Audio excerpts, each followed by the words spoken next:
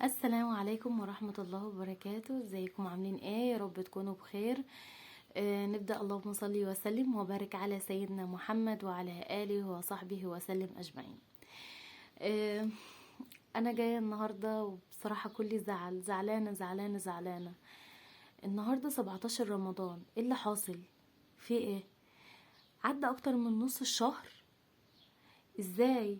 أنا مش انتوا مصدقين؟ طيب أنا مش مصدقة. ازاي عدى 17 يوم؟ ياه، للدرجات دي؟ علامات يوم القيامة هي واضحة قدامنا كده. طب ما هو بعد بكرة الجمعة. بكرة الجمعة. لا، بعد بكرة الجمعة. وكان لسه امبارح الجمعة. يعني الجمعة والجمعة بيسلموا لبعض بسرعة جدا.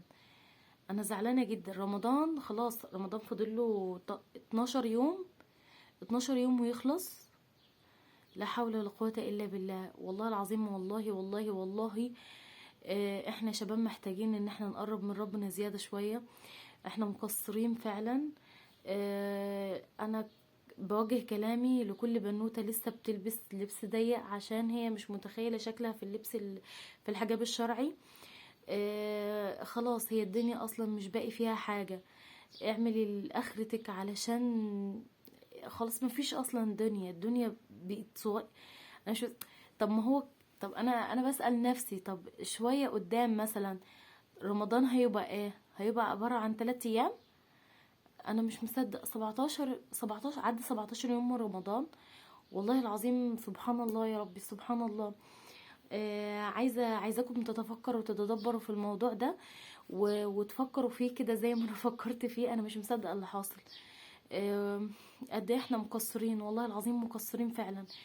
طب احنا جاهزين؟ احنا جاهزين لان علامة كبيرة وضخمة زي كده تحصل؟ احنا جاهزين لان نغمض عين ونفتح عين كده نلاقي خلاص رمضان بيخلص؟ احنا ما حسيناش ازاي؟ يعني انا نفسي انا ما حسيتش. انا مش حاسه ازاي 17 يوم خلصوا كده. ازاي احنا لسه كنا بنقول على الفيس؟ كان في بوستات اللي هي بتنزل على سبيل الفرحة قاعد مش عارفة كذا يوم على رمضان. يعني دي كانت البوستات دي كانت انا حاساها ان هي كانت امبارح. انا لا حول ولا قوه الا بالله، وانا لله وانا اليه راجعون. بس والله العظيم احنا محتاجين فعلا نقعد مع نفسنا قعده كبيره. ونشوف ايه اللي حاصل حوالينا ده. لا نفوق، لا نفوق، والله نفوق. خلاص مفيش وقت. مفيش ميعاد. انا مش بعسفكم او مش برهبكم. بس انا برضو يعني انا عايزاكم تفوقوا زي ما انا فوقت نفسي قبليكوا. وانا انا زعلانه جدا. انا حاطه جدول وكل حاجه، بس حاسه لا، مش لا، اللي حاصل ما يليقش بيه اللي احنا عملناه.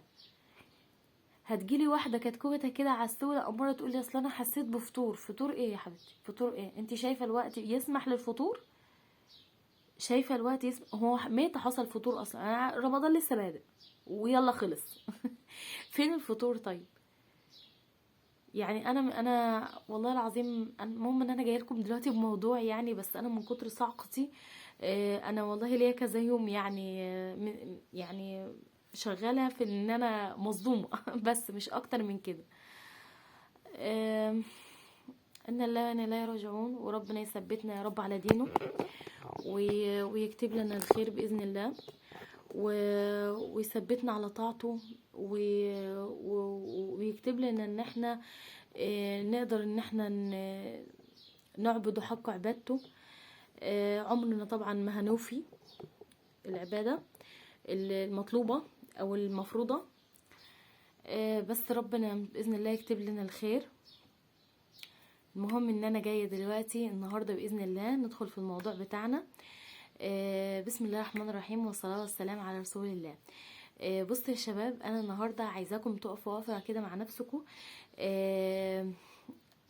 لكل حد بجد بجد، لكل واحدة او كل واحد او كل حد حس بان هو عنده فطور. الفطور ده يا بنات ده مش فطور، ده كسل. الرسول صلى الله عليه وسلم كان بيستعيذ من الكسل صبح وليل. كان في اذكار الصباح يستعيذ من الكسل. اللهم اني اعوذ بك من الكسل 3 مرات، وكان بالليل يستعيذ برضو في اذكار المساء 3 مرات، وده رسول الله صلى الله عليه وسلم. ما بالكم احنا برضو يعني مش فده كسل مع النفس. عايزاكي تحط في دماغك، او عايزاك تحط في دماغك ان لازم انتي تقولي لنفسك كده، لازم تقولي لنفسك كده ان الشياطين مصفدة، كبار الشياطين مصفدين. طب ايه اللي حاصل؟ ده نفسك، دي نفسك، تمام؟ والنفس أمارة بالسوء. طب احنا هنسيبها؟ لا مش هنسيبها. جهدي نفسك، جهدي نفسك. كنت مرة قاعدة قدام التلفزيون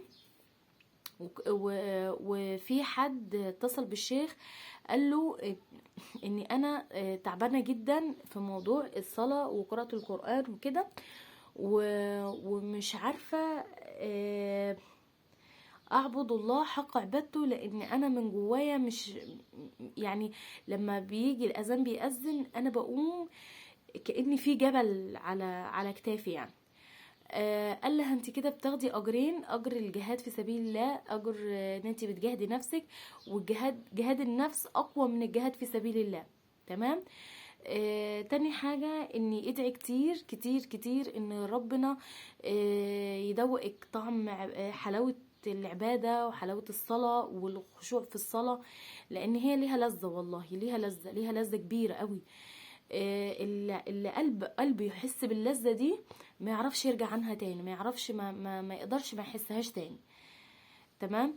فما تستسلميش، واعرف ان انت كده مش كل حاجة. احنا في الاول كنا كل حاجة بنقول لا اصل الشيطان وسوسني، اصل انا استغفر الله العظيم يا رب انا مش عارفة ايه. لا المرة دي بقى مفيش شيطان، ايه اللي حاصل؟ ده نفسك، ده نفسك. طب انتي هتسيبي نفسك تتغلب عليكي؟ لا احنا كده نبقى ايه، وصلنا للانحدار يعني. والله العظيم احنا اقسم بالله احنا ديننا ده جميل جميل جميل جميل جميل. يعني شوفي يقولك قال رسول الله صلى الله عليه وسلم من صام رمضان ايمانا واحتسابا غفر له ما تقدم من ذنبه وما تأخر. قال صلى الله عليه وسلم من قام ليلة القدر قياما واحتسابا غفر له ما تقدم من ذنبه وما تأخر. وكذا حاجة ان انت لو عملتيها يعني ذكر معين مثلا ان قلتيه غفر لك ما تقدم من ذنبك وما تأخر. هنا ايه اللي حاصل؟ اللي حاصل ان ربنا عايز يتوب علينا بأي طريقة، بأسهل الطرق. يعني انت قادره تصومي، صومي ربنا هيغفر لك. طب مش قادره، ما قادره تقيمي الليل، قيمي وربنا هيغفر لك. طب مش قادره، طب في حاجه، طب في ذكر نقوله لا اله الا انت سبحانك اني كنت من الظالمين، الله لا اله الا الله وحده لا شريك له، له الملك وله الحمد وهو على كل شيء قدير. اعمليها ورد 100 مره صبح وليل، وغفر لك ما تقدم من ذنبك وما تاخر. ربنا عايز يتوب علينا باي طريقه. يا لهوي على ده، ربنا جميل جمال يا ربي، جميل جمال يعني بيدينا. مش عارفه، انا عايزه ادخلكم الجنه باي طريقه، عايزه اغفر لكم ذنوبكم باي طريقه، باي طريقه عايزه اغفر لكم ذنوبكم. طب احنا ليه نسيب الفرصه دي؟ يا حبيبتي جهدي نفسك. اعتبري ان انت من يوم 15 انت خلاص، انت قاعد لك يعني انت لكل واحده لسه ما ختمتش القران، انت قدام ادي نفسك 3 ايام فرصه او يومين، اول 20 يوم تختمي. شوفي انت فاضلك كام، ما تناميش، اختمي عشان ال10 الاواخر تبقي لك ختمه تانية. عايزين ال10 الاواخر دي يبقى لينا حال معاهم غير حال باقي رمضان. عايزين حال مع القرآن، عايزين حال مع الصدقة. ان شاء الله بإذن الله هنزل لكم فيديو عن حاجات تساعدنا في ال10 الاواخر جامد يا بنات. عشان احنا عارفين الجدول اللي احنا عملناه، لا خلاص الجدول ده بتاع ال20 يوم، ال10 اواخر عايزين له جدول دسم دسم دسم. وانا دكتور عاشور قال قصة بس هي كبيرة شوية، انا هرجعها ان شاء الله بإذن الله وهقولها لكم والله بإذن الله. قصة جميلة جدا عن ال10 الاواخر وعن ليلة القدر وعن حاجات كده تساعدنا كده، عن ان احنا بصوا عايزين نغتنم ال10. مش هقول لكم ليلة القدر بس، احنا ما نعرفش، الله اعلم، الله اعلى واعلم هي كام. وبعدين ليلة القدر دي ربنا بيرزقها للي يستحقها. طب احنا عايزين نعمل حاجات تخلينا نستحقها، احنا عايزين اللي يخلينا ان احنا نستحقها. ما تسيبيش نفسك يا حبيبتي. الحمد لله يا رب، اللهم لك الحمد ان ربنا عاد علينا رمضان، وان ادانا فرصه في ان يلحقنا برمضان. انا طبعا كذا مره قلت لكم القصه بتاعه الشهيد وصاحبه اللي مات بعديه بسنه في رمضان.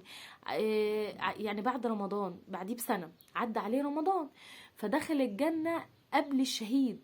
فسأل ليه انا، طب انا المفروض شهيد يعني اقوى مراتب الجنة. قال له لا، اصل ده عدى عليه رمضان. يعني اصلا استشعري قيمة ان انت ربنا اداكي فرصة ان انت يتعاد عليكي رمضان تاني. بالله بالله بالله ما تسيبوها، بالله والله العظيم، والله العظيم يا الله. انا انا نفسي كل اللي يسمعني، انا نفسي قناتي تكبر والله مع الفلوس. مش عايزه منها ربح، مش عايزه منها حاجه، بس نفسي اني يعني عايزه ببقى ماشيه في الشارع عايزه امسك اي حد اقول له لا بص صلي، لا اسمعي ربنا بيقول ايه، شوفي ربنا عايزه ايه. يعني بلاش غطي يا حبيبتي شعرك كويس. مش انا عايزه اي يعني بالله عليكم يعني وصية، يعني ده طلب مني اني شيروا الفيديو بتاعي، شيروا الفيديو بتاعي وخليه يوصل لأي واحدة. يمكن الله أعلى وأعلم ممكن يمس قلب أي حد. يعني يوصل الكلام للقلوب، أنا وانت وانتي وانتي وانتي وانتي ناخد الثواب الكبير ده، واحنا في أيام يعني بنتشعلق في رضا الله. فجهدي نفسك يا حبيبتي، جهدي نفسك على قد ما تقدري، جهدي نفسك، ما تسيبيش نفسك. ما فيش حاجه اسمها فطور، خلاص ما فيش وقت للفطور.